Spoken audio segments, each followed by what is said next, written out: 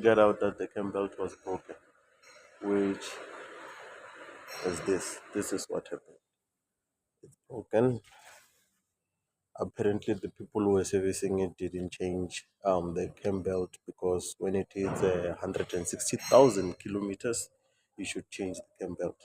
And they didn't change the cambelt, so it ended up breaking. And we tried to turn the engine on the car. And fortunately, when we turn it, everything is still good. Also, the top box is good. There are no any broken valves.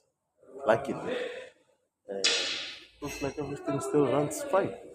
So we're just gonna order a new cam belt, put it on, and put it on timing. Try to crank it and see if we are good and running smoothly.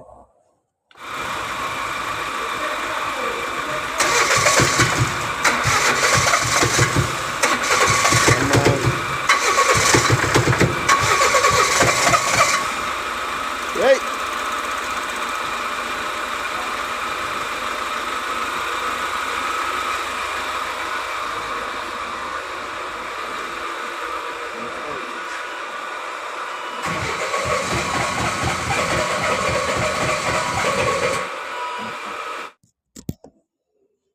So update on the car. We started it. We put a new cam belt and the car was making a lot of noises you heard. So we decided to take out the top because that just means it's either the valves are hitting the piston